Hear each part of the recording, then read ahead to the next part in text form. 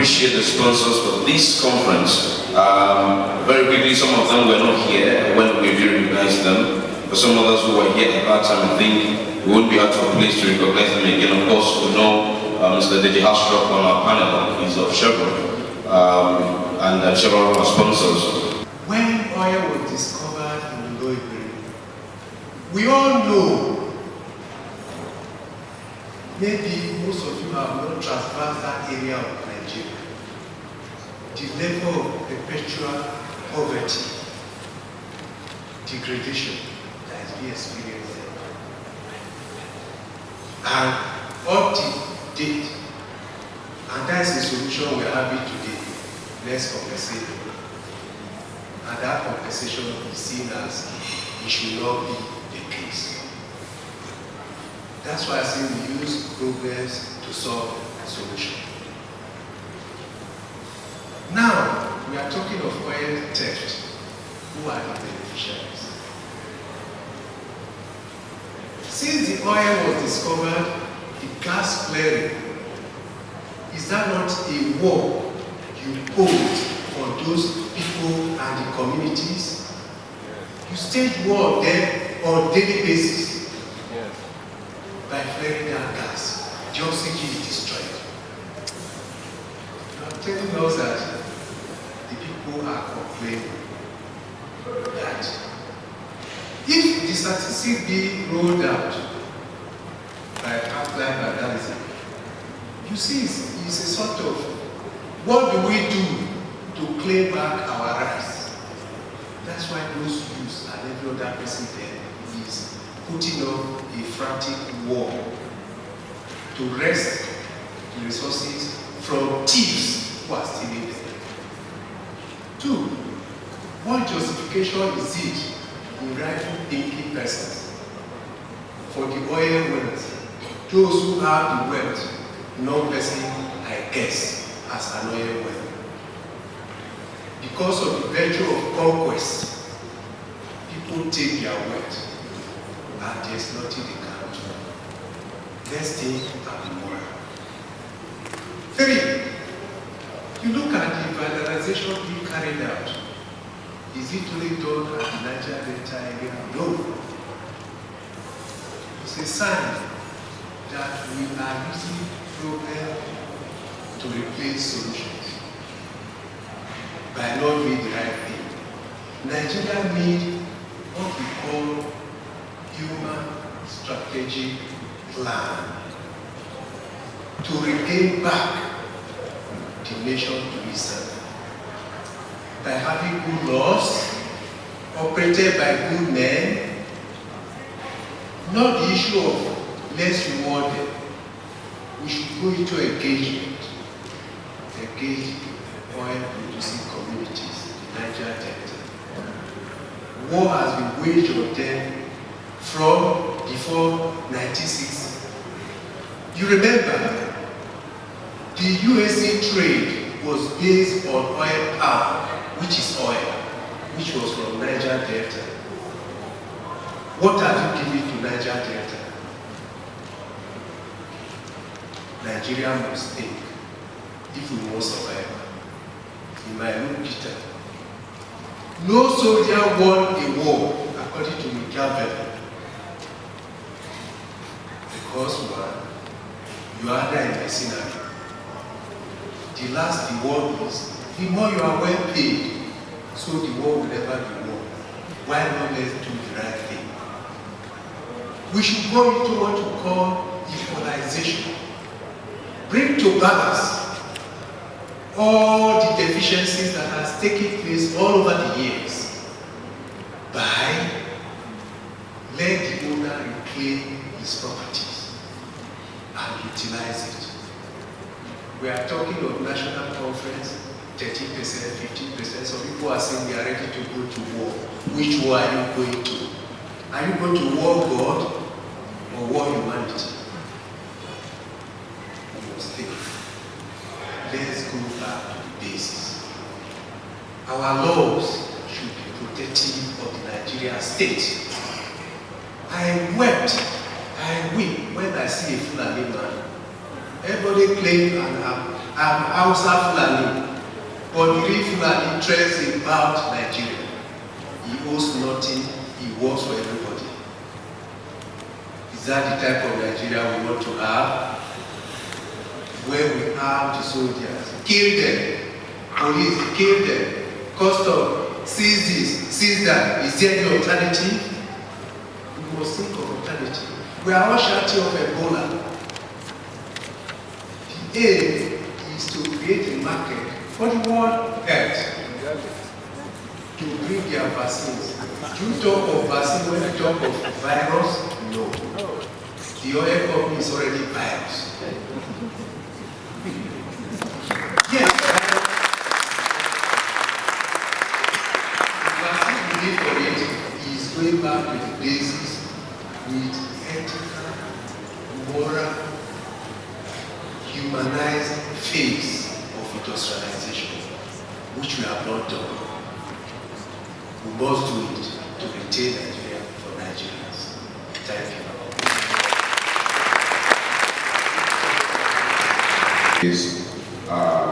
As we search for solutions, as we look for answers to complex questions, we should be mindful of what is called unintended consequences.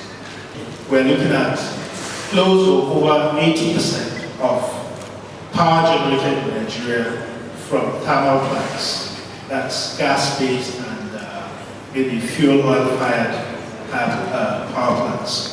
That in itself is a major issue that has to be looked at both the policy and regulatory issue.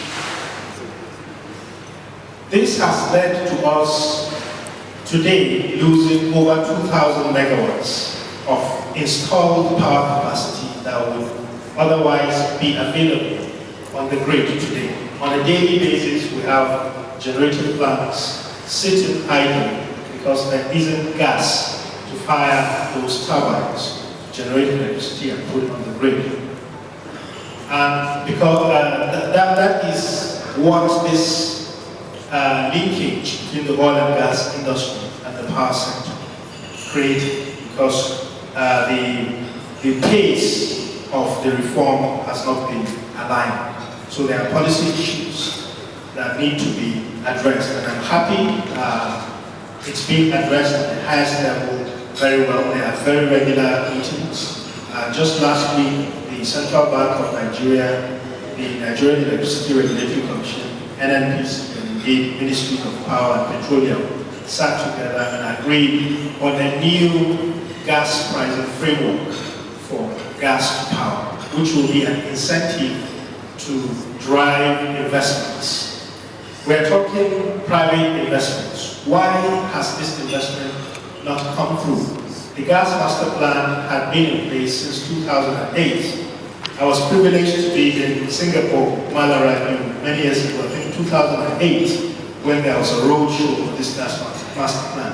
And it's been 7 years now, and we never thought we'll reach this day without the plan really being implemented to its fullest level. So what happened? Why has the plan not been, has reached the levels where we should be? I mentioned the gap and the pace of the reform in the oil and gas sector. But also, what are the regulatory frameworks around that plan? We must have a very robust regulatory framework that encourages investments, both private, public, international investments into the sector, because it's going to make money, no doubt, for whoever invests. But there isn't that regulatory certainty. We've had a history, as Madam Rabiu painted, of debt of over close to $300 million that had not been paid by the public-owned utility in the past. It's a legacy debt issue that had been looked into and is being addressed. What of the gas flaring issue? We are flaring more gas than what we're utilizing, despite having a gap in the need for gas to go into those thermal plants. Why is flaring still going on? It's a very important question that we need to ask. those flaring that gas? Is there a sufficient penalty regime that will discourage such flaring? It's a very important question. We are producing over 8.5 billion cubic feet of gas. About 3.5 of that is being exported through LNG and the West African gas pipeline. There is reinjection in the upstream, close to 2 or over 2 billion cubic feet.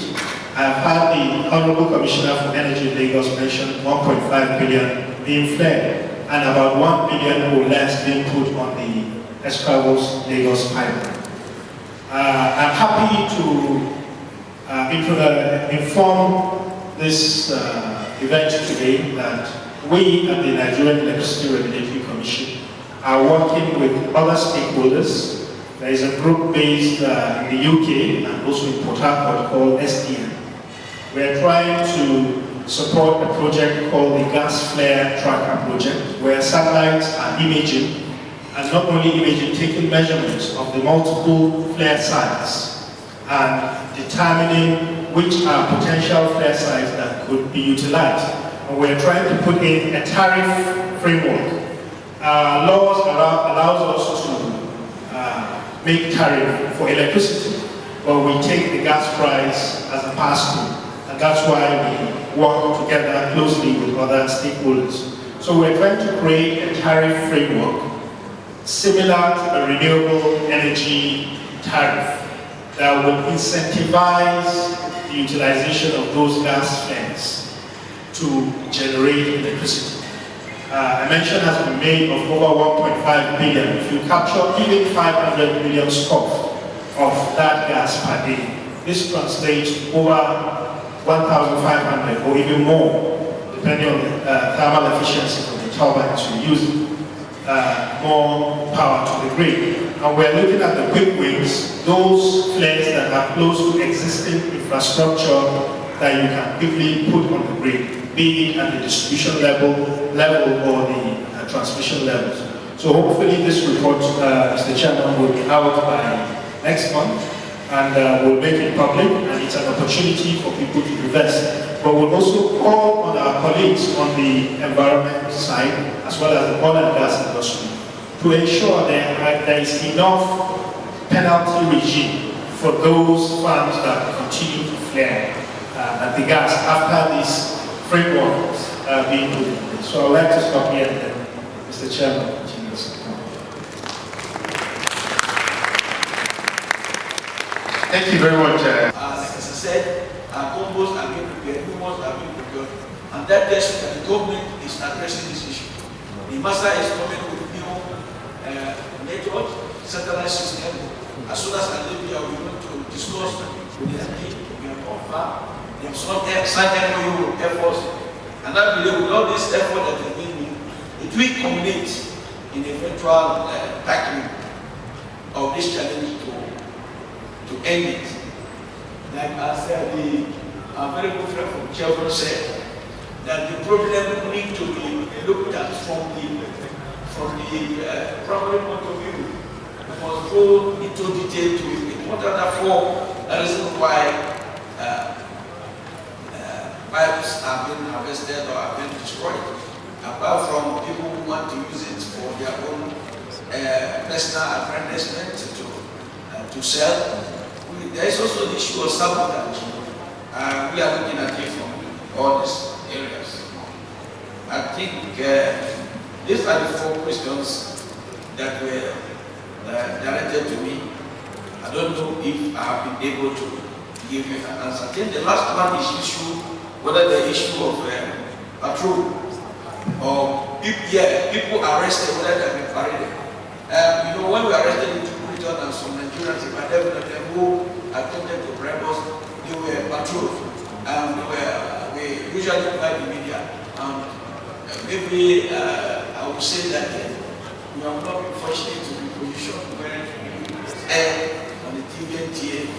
But I want to assure you that some of us who are here, particularly the people that are in the media here, who actually saw some of these things. Like as I said, even yesterday, 2 days ago, the men that were caught, they were paraded, and the vessels, the truck drivers that were arrested, that were caught, it was public, and none of them are obtaining public domain. Patrolling of rape is again testified. People that live in the area will tell you that something is going on. The message to the poor right is that they tell people, let them look for something else to do. Because we are not ready to take new farmers. Thank you.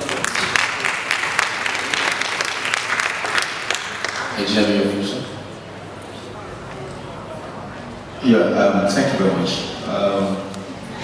I think the first one on my case, if Nigeria, the marginal people are thinking of refinery as a solution to crude theft, I think it's the other way around, because if you build an infrastructure for the problem you're trying to solve, and when you solve the crude theft, the refinery will not be used. Refineries are just part of the investment in the total economic share. Yes, we are looking at that, not necessarily because of crude theft, but because of expansion of the entire value chain. And also since we know Nigeria imports most of our products, that is it. The emphasis here is to see how we can arrest the crude theft. It's enormous. The other one about whether it is 20 or 30%, or is that the number? It's the number, because some of us who are not the big companies, where we pass through our crude through major pipelines to the major terminals, and then we depend on reconciliation. So these are numbers, and this is why some of us are interested that we need to combat this problem. We need to fight this problem. We identify the three areas, either the wellhead of the pipeline or the terminal and proper crude accounting. And I believe with the efforts that are being put together, and if everybody come home to address it in a 360-degree perspective, I know we can solve the food theft. Thank you. Thank you. Well, I think I must thank the comrade from Ebema, and I think you are very satisfied with the response from the general. What I would say here is that even you, the effort has taken you to come here today, you could be the starting point, the nucleus of an action, because you can actually connect with people here, the organizers of this, to bring an event like this to your own primary area, where you can take responsibility for not just organization, but actual implementation of whatever comes out of it. And there are quite a lot of people here on the panel who would like to work with you. So make yourself available, and here's a very, very wonderful opportunity for you to network. The other question, which I would like to make a little contribution from our own small company point of view. Everybody here believes that setting up of modular refinery is a very interesting and viable way to provide a solution to oil theft. I quite agree with you. My company has set up a modular refinery. We've successfully operated our refinery for nearly 2 years and a couple of months. And not only has it given us an opportunity to reduce the amount of crude that is exposed to theft, I can also confirm to you that it has helped the cash flow of our company. It's a profitable thing. It can be done profitably. It can be done environmentally, in a very environmentally friendly way. And I strongly believe the fact that we have done it successfully means that there's a model to be followed. And I think even in the space of Niger Delta, there is sufficiency of locations where not only 1 or 2 or 3, I think there's justification to have 20, 40, 50 of this kind of thing, because it will provide employment, high-tech employment opportunities for people, both low skill, mid skill, and high skill. It's past 2 o'clock. I think I want to thank the General. You can see that there are quite a lot of questions directed towards you.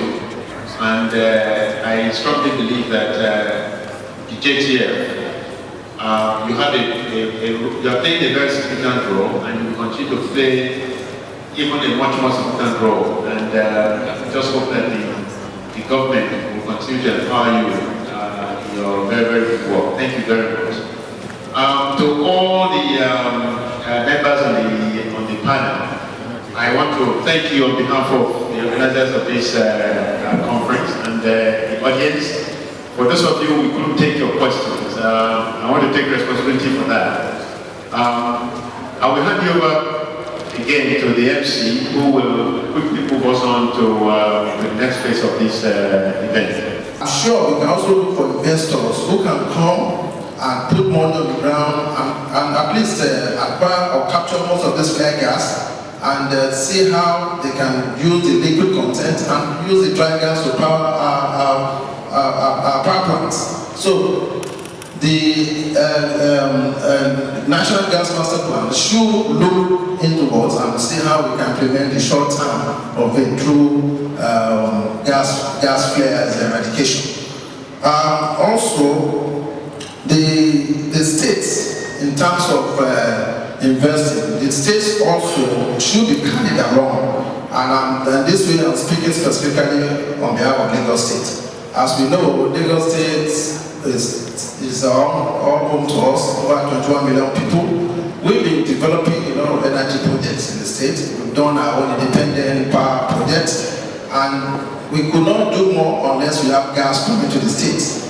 Yes, correct. We've got about over 1 billion cubic feet of gas coming through the Escravos Lagos pipeline system to Lagos. But that is not even sufficient for what the state and investors are planning in this state. Today, we have the free trade zone in Lekki. Their proposal to put a methanol plant there that will need over 500 million scoop of gas per day. And the investors already have the money, but there's no gas. We've got people that want to do a petrochemical project, we don't have gas. We have people who want to put fertilizer in place here, they've got the money, but there's no gas. So, by and large, if the federal government can involve the states in part of this project that are doing for the gas master plan, I think it will go a long way. Because I'm sure the states will have money to invest in most of the implementation of the gas master plan activity.